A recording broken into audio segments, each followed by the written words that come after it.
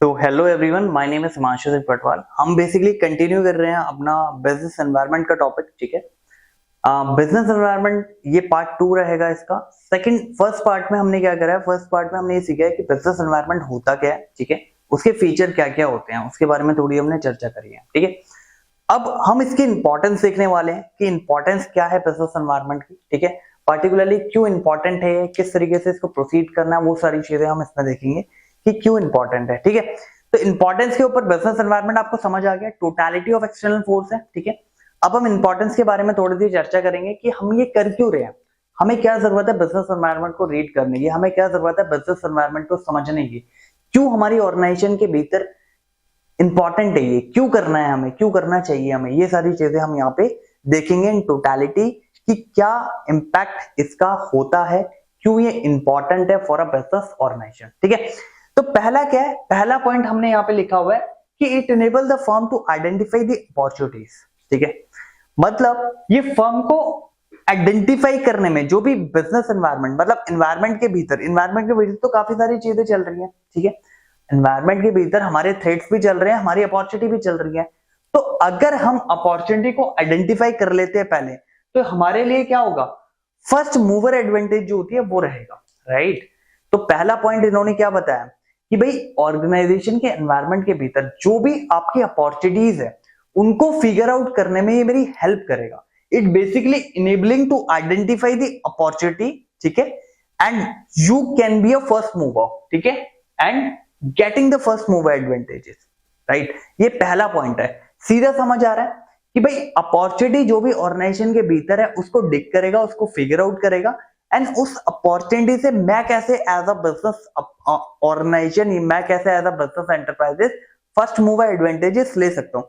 Opportunity क्या है, opportunity वो सारे पॉजिटिविटी थिंग्स है जो मैं अपनी ऑर्गेनाइजेशन में इंप्लीमेंट करके अपनी परफॉर्मेंस इंप्रूव कर सकता हूँ। ठीक है, अपनी ऑर्गेनाइजेशन के भीतर परफॉर्मेंस के साथ साथ कोई ऐसे, मान लो मुझे पता लग गया यार ये टेक्नोलॉजी एडवांसमेंट आने वाली है। ठीक है, उसको मैंने पहले ही अपने प्रोडक्ट में या पहले ही अपनी सर्विसेज में इनबिल्ड कर दिया, इनकॉर्पोरेट कर दिया, तो मैं एज अ फर्स्ट मूवर बन गया। ठीक है, मैं उसमें ये नहीं देख रहा कि यार कॉम्पिटिटर अगर कोई चेंजेस कर रहा है तो मैं अपने प्रोडक्ट में या अपनी सर्विसेज में चेंजेस कर रहा हूँ। I am already doing the R&D around the business environment. ठीक है, मैं पहले ही बिजनेस एनवायरनमेंट के अराउंड वो R&D कर रहा हूं, क्योंकि मुझे पता है अगर मैं बिजनेस कर रहा हूं तो बिजनेस एनवायरनमेंट उसके लिए बहुत ही इंपॉर्टेंट रोल प्ले करेगा। मुझे पता है एनवायरनमेंट के भीतर मुझे अपॉर्चुनिटी भी मिलेगी, मुझे पता है एनवायरनमेंट के भीतर मुझे थ्रेट भी मिलेगा। ठीक है, तो अपॉर्चुनिटी अगर मिलेगी तो मैं उसका यूज करूंगा, मैं उसका यूटिलाइज करूंगा। क्यों, आपकी अपनी परफॉर्मेंस इंप्रूव करने के लिए। ठीक है, और अगर कोई टेक्नोलॉजी एडवांसमेंट में कोई ऐसी चीज हो रही है जो मैं अपनी प्रोडक्ट या सर्विसेज में डाल के अपनी जो परफॉर्मेंस है, अपनी जो एफिशिएंसी है वो बढ़ा सकता हूँ और कंज्यूमर को कोई upgraded product according to their needs दे सकता हूँ, तो वो मैं जरूर इनकॉर्पोरेट करूंगा। तो वही चीज मैंने यहाँ पे लिखी है, simple, it enable the firm to identify the opportunity getting the first mover advantage. Opportunity का मतलब सिंपल ये हुआ, जो भी पॉजिटिविटी आपको दिख रही है उसके भीतर पॉजिटिविटी, एक्सटर्नल ट्रेंड या चेंजेस अगर कुछ हो रहे हैं। ठीक है, हो सकता है कंज्यूमर प्रेफरेंस में कोई चेंजेस हो रहा हो। ठीक है, उसके अकॉर्डिंग आप अगर गवर्नमेंट का बिजनेस कर रहे हो, आप शूज का बिजनेस कर रहे हो, अब whatever business you are doing which is related to consumer, consumer का अगर प्रेफरेंस चेंज हो रहा है उसके अकॉर्डिंग अपने प्रोडक्ट को आइडेंटिफाई कर लो, चेंज कर लो। ठीक है, अगर आप रेलिवेंट बने रहना चाहते हो मार्केट में, तो वही चीज कह रहा है, it has the form to improve its performance through early identification, कि क्या कंज्यूमर को रिक्वायर्ड है, आपने अर्ली आइडेंटिफाई कर लिया, अकॉर्डिंगली आप इस अपॉर्चुनिटी का यूज कर सकते हो। ये अपॉर्चुनिटी आपको पता कब लगेगी, जब आप बिजनेस एनवायरनमेंट कर रहे हो, जब आप आइडेंटिफाई कर रहे हो, जब आप उसके भीतर R&D कर रहे हो अपने बिजनेस के लिए। ठीक है, अब अगर अपॉर्चुनिटी है बाहर तो ऑब्वियसली थ्रेट भी होंगे, तो अगर मुझे अपॉर्चुनिटी का पता लग रहा है तो मुझे थ्रेट का भी पता लगेगा। तो दूसरा पॉइंट ही इसका ही है, ये इंपॉर्टेंट किस लिए है, to help the firm to identify the opportunity. आपको अपॉर्चुनिटी जैसे पता लग रही थी ना, वैसे थ्रेट का भी पता लगेगा। ठीक है, क्या क्या थ्रेट है, simple, to identify the firm to threat, early warning signal. अगर आपको थ्रेट पता चल गया कि भाई यहाँ पे ये चीज जो है एज अ थ्रेट वर्क कर रही है, तो आपके लिए, आपके ऑर्गेनाइजेशन के लिए वो अर्ली वार्निंग सिग्नल हो गया। ठीक है, आपने अर्ली वार्निंग, आपका जो मैनेजर है, जो भी जहां पे बैठा हुआ है, फॉर एग्जांपल प्रोडक्शन मैनेजर है, आपका सेल्स मैनेजर है, what ever manager you have, ठीक है, जो भी मैनेजर है, उनको अगर ये चीज पहले से इन्फॉर्म हो गई है कि ये एज अ थ्रेट वर्क करेगा, ठीक है, या ये एज अ थ्रेट है ऑर्गेनाइजेशन के भीतर, तो अकॉर्डिंगली वो प्रोसीड कर लेंगे, अकॉर्डिंगली उस चीज को इंप्रूव करेंगे। Are you getting my point where I am coming from? तो वही चीज यहाँ पे बताने की कोशिश करिए, it has the form to identify but the threat early warning signal. ठीक है, अब इसमें क्या है, जो भी आपकी फर्म की परफॉर्मेंस में जो भी परफॉर्मेंस जो आप दे रहे हो उसमें जो भी हिंड्रेंसेस आनी थी, ठीक है, जो भी हिंडर मतलब जो भी उसमें रुकावटें आनी थी वो नहीं आएगी अगर आप ऑलरेडी अवेयर हो कि क्या थ्रेट आने वाले हैं। ठीक है, वरना आप इसी में फंसे रह जाओगे हिंडर में, आपको पता ही नहीं भाई क्या चीज आने वाली है, क्या थ्रेट्स आने वाले हैं, यू आर नॉट अवेयर, वो एकदम से आ गई तो आप कैसे अवेयर थोड़ी होंगे उस टाइम पे, आप तो उस टाइम पे फिर टाइम वेस्ट करोगे ना, आपकी जो पर्टिकुलर परफॉर्मेंस है, एफिशिएंसी है, वो ऑटोमेटिकली कम हो जाएगी, आप उसी से निपटने में टाइम लगा रहे हो। ठीक है, लेकिन अगर आपने बिजनेस एनवायरनमेंट में पहले ही थोड़ी रिसर्च या R&D करी हुई है, आपको पहले से पता है कि हाँ भाई ये थ्रेट आने वाला है, आप उसके लिए ऑलरेडी रेडी होंगे। ठीक है, यानी कि जब आ रही है एकदम से तभी आप उसे देख रहे हो, ऐसा नहीं होगा। तो awareness help the manager to identify the various threat on time. अगर आप ऑन टाइम कर लो तो इससे आपकी एफिशिएंसी हो गया, टाइम हो गया, मनी होगा, सब कुछ सेफ होगा। ठीक है, तो दो चीजों में बेनिफिट है, अपॉर्चुनिटी मिल रही है उसको अर्ली मूवर की तरह यूज करो अपॉर्चुनिटी को। ठीक है, ऐसे मत देखो कॉम्पिटिटर करेगा फिर मैं करूंगा। ठीक है, आप ऐसे बनो एज अ बिजनेस ऑर्गेनाइजेशन, आप कर रहे हो फिर आपको कॉम्पिटिटर आपके देख रहे हैं। ठीक है, अगर आप बिजनेस एनवायरनमेंट अच्छे से फॉलो कर रहे हो ऑर्गेनाइजेशन के भीतर तो you can be a first mover through opportunity and आप अवेयरनेस भी ले सकते हो। ठीक है, you should be aware about the threat also. तो सेकंड, जब आपको थ्रेट के बारे में पता चलेगा तो आप उसके बारे में भी अवेयरनेस ले सकते हो। तो इसलिए एक तो ये दो कारण हो गए आपके, एक पहला रीजन क्या हो गया, पहला रीजन आपका हो गया अपॉर्चुनिटी, दूसरा रीजन आपका हो गया थ्रेट, तीसरा रीजन क्या कहते हैं, जो भी आपके यूजफुल रिसोर्स है उसको टैप करने में हेल्प करता है। ठीक है, अब मैंने पहले आपसे बात करी थी कि भाई बिजनेस एनवायरनमेंट, जब आप बिजनेस कर रहे हो एनवायरनमेंट के भीतर रह के कर रहे हो, अब एनवायरनमेंट के भीतर रह रहे हो तो ऑब्वियस ही बात है ना कि यार मेरे को अगर कोई आउटपुट देना है, चाहे वो सर्विस की फॉर्म में देना हो चाहे वो गुड्स की फॉर्म में देना हो, तो मुझे कुछ इनपुट की रिक्वायरमेंट होती है। ठीक है, अब वो इनपुट क्या हो सकते हैं, वो इनपुट मेरा रॉ मटेरियल हो सकता है, वो इनपुट मशीनरी हो सकती है, वो इनपुट लेबर हो सकती है, या वो इनपुट कोई टेक्नोलॉजी एडवांसमेंट हो सकती है, कुछ भी हो सकता है। वो इनपुट मुझे मिल कहां से रहा है, जहां पे भी मैं वर्क कर रहा हूं उसके एनवायरनमेंट से ही तो मिल रहा है। Are you getting my point?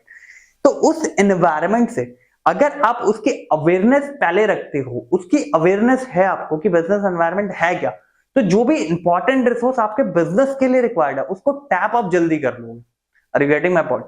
चाहे वो फाइनेंस से रिलेटेड चीज हो, चाहे वो रॉ मटेरियल से रिलेटेड चीज हो, चाहे वो आपकी मान लो लेबर से रिलेटेड चीज हो, मशीनरी से रिलेटेड चीज हो, टेक्नोलॉजी से रिलेटेड चीज हो, if you are aware about the environment तो उसको टैप करना थोड़ा सा आपके लिए इजी हो जाएगा।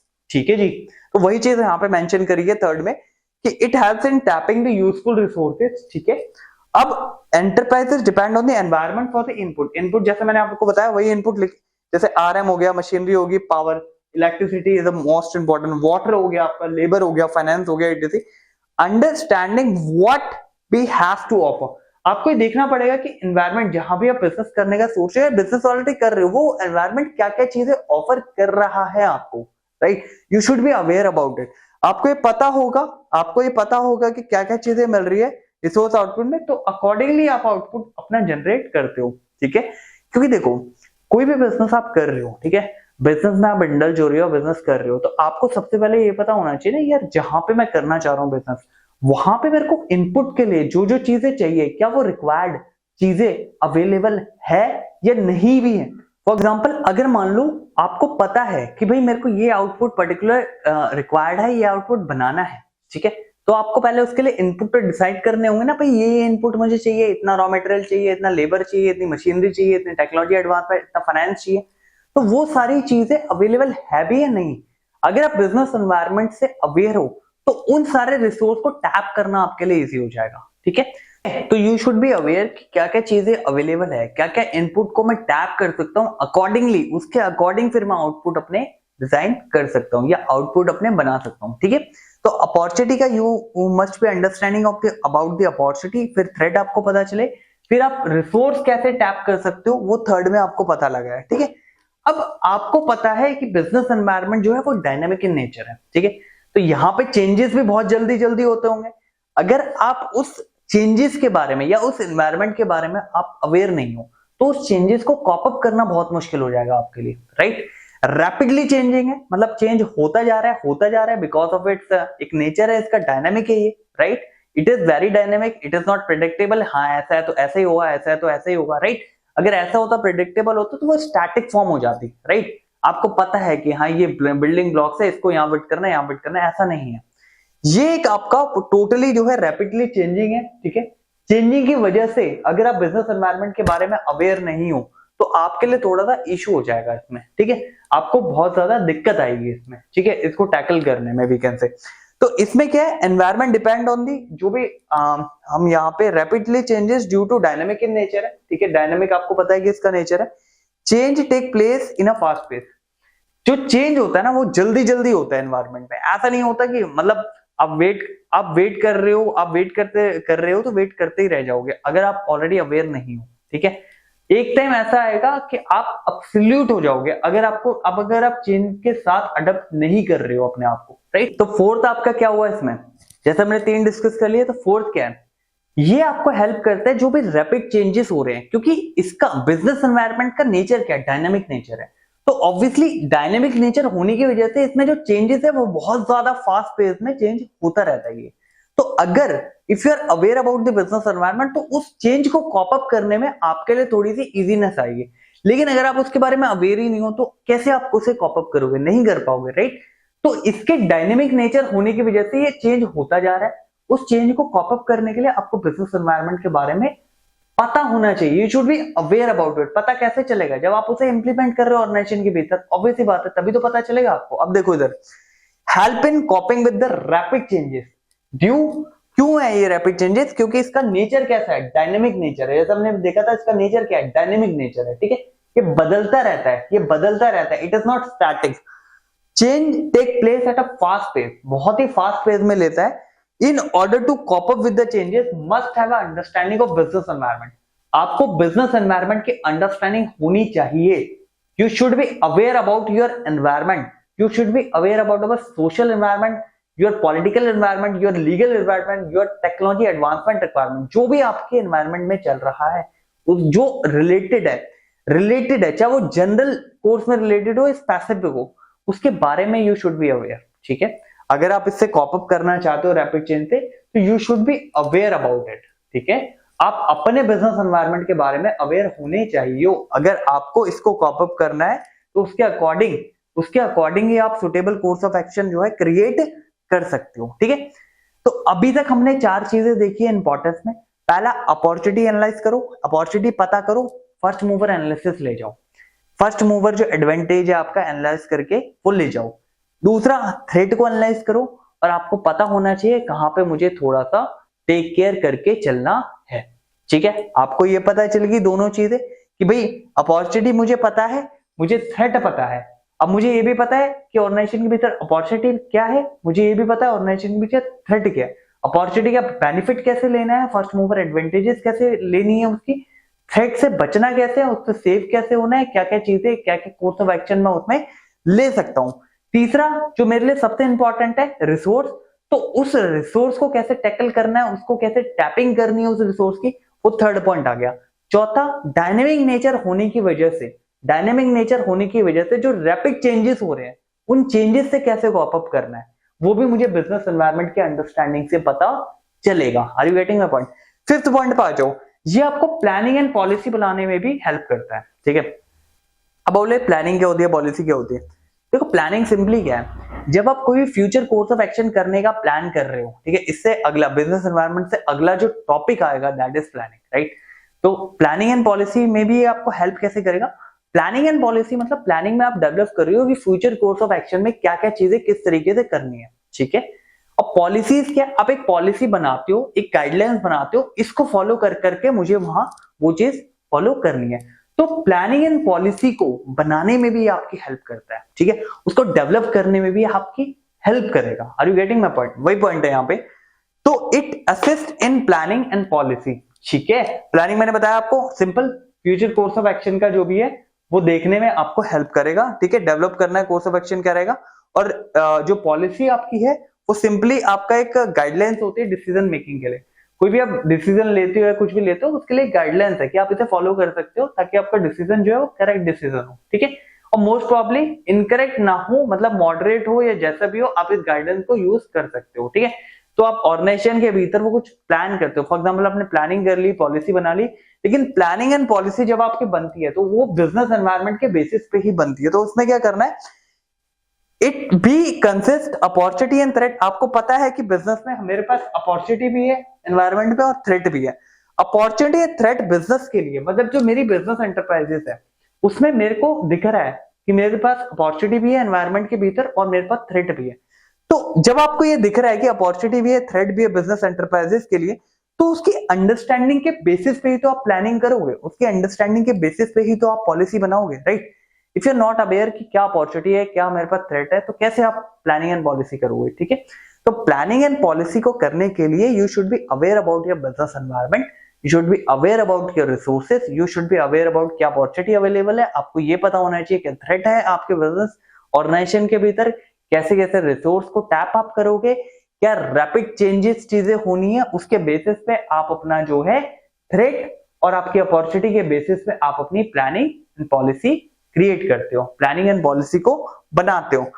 तो सबसे एंड में ये बोलते हैं, ये हेल्प करता है आपको इंप्रूव इन परफॉर्मेंस। ऑब्वियस ही बात है, जब मुझे पता है ऑर्गेनाइजेशन के भीतर मेरे लिए क्या क्या अच्छी बातें हैं और क्या क्या मेरे को खतरा है, किन किन चीजों से मुझे थ्रेट है, तो अगर मुझे ये दोनों चीजें पता है तो ऑब्वियसली इनको जब आप मैं कॉप अप करूंगा अपनी ऑर्गेनाइजेशन के भीतर, इनको जब मैं कॉप अप करके काम करूंगा तो ऑब्वियसली ऑटोमेटिकली मेरी परफॉर्मेंस जो है वो बढ़ेगी, ठीक है। उसको कोई रोक नहीं सकता बढ़ने से, ठीक है जी।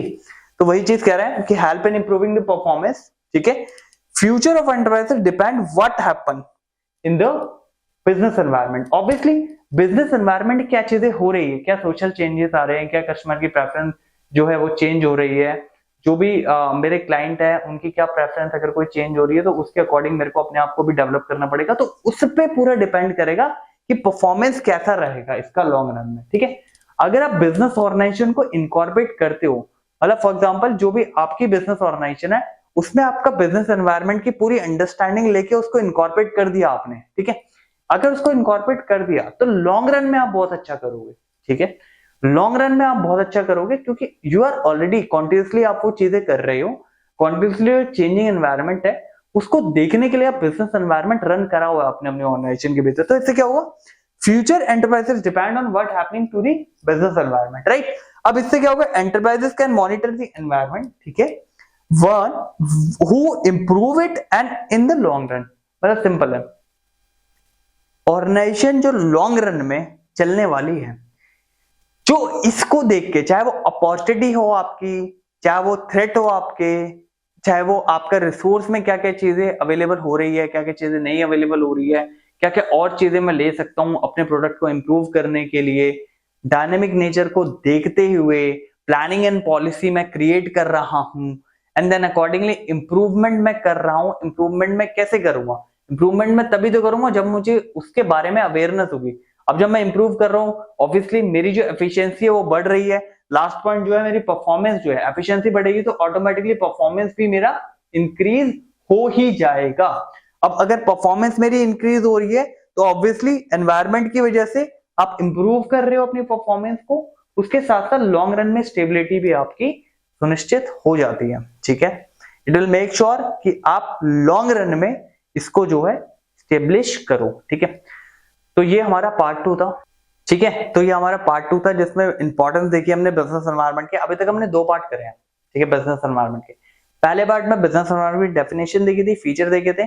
दूसरे पार्ट में हमने इसकी इंपॉर्टेंस देखी है। इंपॉर्टेंस में जो ये पार्ट्स हमने बताए हैं आपको, इन टोटल 6 पार्ट्स है आपके। अपॉर्चुनिटी होगा, थ्रेट हो गया, रिसोर्स के बारे में आपको पता चलेगा कैसे आप टैप कर सकते हो अपने रिसोर्सेस, ठीक है। डायनेमिक नेचर है तो किस तरीके से आप उसको परफॉर्मेंस को अपना देख सकते हो, क्या डायनेमिक है। फॉर एग्जांपल यहाँ पे जब मैंने बताया रैपिड चेंज है, डायनेमिक है, ठीक है। यहाँ पे मैंने आपको बताया प्लानिंग एंड पॉलिसी में आपको हेल्प करता है इंप्रूव, और उसके साथ साथ प्लानिंग एंड पॉलिसी जब आप बना रहे हो अपनी, ऑब्वियसली परफॉर्मेंस भी आपकी इंप्रूव होती है, ठीक है। अब हम इसका थर्ड पार्ट करेंगे। थर्ड पार्ट में आपका नेक्स्ट जो इसका टॉपिक रहेगा वो हम करेंगे, ठीक है। एंड या till then be cool and be calm. Thank you for watching, thank you.